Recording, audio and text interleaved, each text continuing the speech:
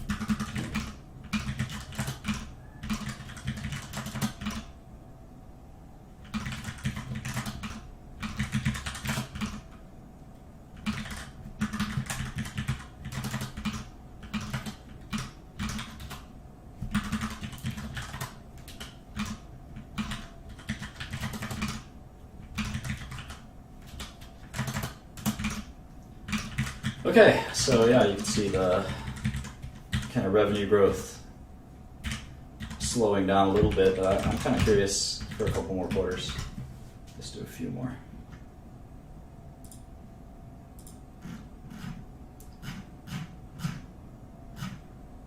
Yeah, I'm pretty curious how Facebook defines active user, because if they define it as anyone who's using any of the Facebook platforms like WhatsApp, Instagram, or Facebook, the website, then I'm kind of curious, sort of curious how they define that. Whereas Twitter Twitter, I guess, could play the same games with that average user definition with Periscope. Periscope's a small brand right now, but that's another kind of question, isn't it? If you're an active user on one of the company's websites, technically you're an active user, right? So I'd be curious how Facebook defines that. And I don't think they break it out. I don't think they break it out too well. So you got to take these average user calculations in stride, at least for Facebook. Maybe not for Twitter, but you can also look at Facebook's user growth prior to the acquisition of WhatsApp and Instagram. And there's probably someone's asked that question on one of the conference calls at some point.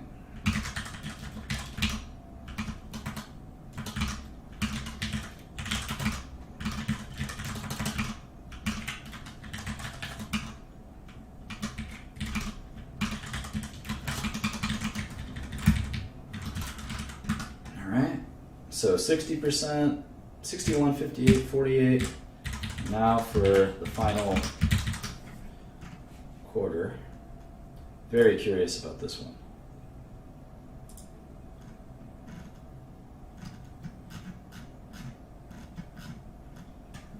$435. So it looks like there is seasonality, that Q1. I was worried because you see Q1 drop sequentially from Q4 by 9%. In most growth businesses, you're not supposed to see sequential decline.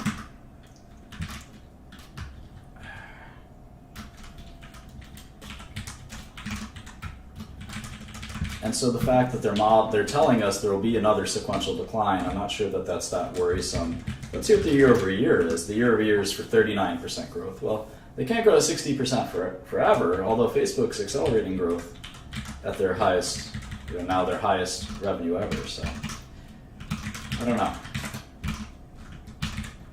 Can't all be Facebook. You gotta value Twitter on what Twitter's worth. You might say, how do I value an unprofitable company? Well, I'll show you. I'm a specialist at that. That's what biotech is all about, for instance. Pretty easy. You gotta think about it sort of conceptually, but it's doable. Alright, got all the quarters done. That was fast. Now you never have to do them again. That's the good thing. It's a little bit of work up front, but once you're done, at least you know the numbers are right. You don't have to trust some program. And it only takes you a few minutes, and you learn a lot about the business that you don't get to learn if someone else does it for you. So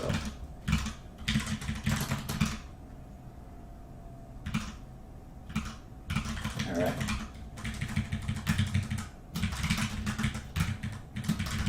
So let's do a little bit of forecasting. Maybe gross margins stay in the 70% range. I don't know.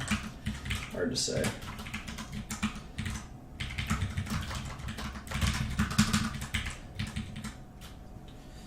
Costs are going to be tricky. Costs are growing quite a bit.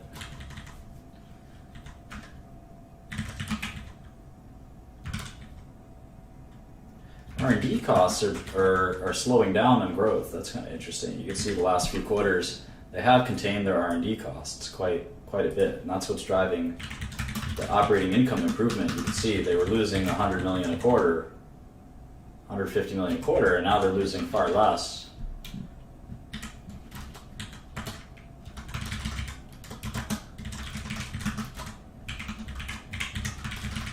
So for argument's sake, let's say revenue increased 30% year over year. And we'll talk about kind of how, what that forecast means.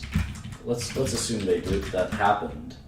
It's kind of alarming that they still wouldn't quite hit profitability even with $1 billion, almost $1 billion a quarter. They still wouldn't quite hit profitability.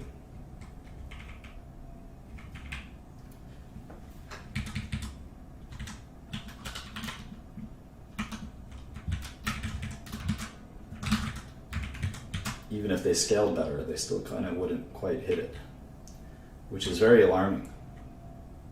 Because it's not like they have a big depreciation headwind or tailwind. It's CapEx seems to equal D&A.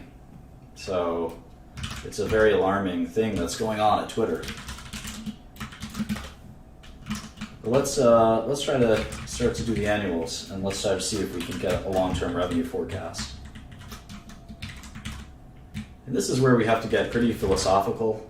So if you want to understand what a business is really going to be worth for the long term, it's pretty hard. It's pretty hard.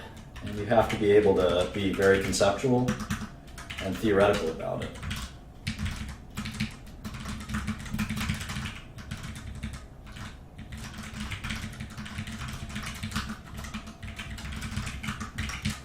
So let's see, at least we know that Twitter's value is 9.6 billion, right? So we can kind of play around with that.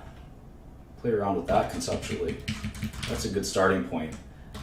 In math, there's this concept of inversion. There's two great mathematicians who said anytime you encounter a tough problem, invert. So Jacobus was a famous calculus pioneer, and he said, invert. Always invert. And then Descartes was another mathematician, logician, who invented this way of thinking called reductio ad absurdum. And this sort of is the same concept of working backwards. So I think a lot of financial people try to say, well, let me come up with the estimates. Let me come up with the reasonable estimates for earnings. X, YX, ZX, etc. And I'll take the NPV, which is some kind of discounted cash flow of these estimates, a sum of these discounted cash flows. And what a more reasonable thing to do is reductio ad absurdum. So what you want to do is look at the value of the company. In this case, it's 10 billion. And you can say, well, what stream of earnings will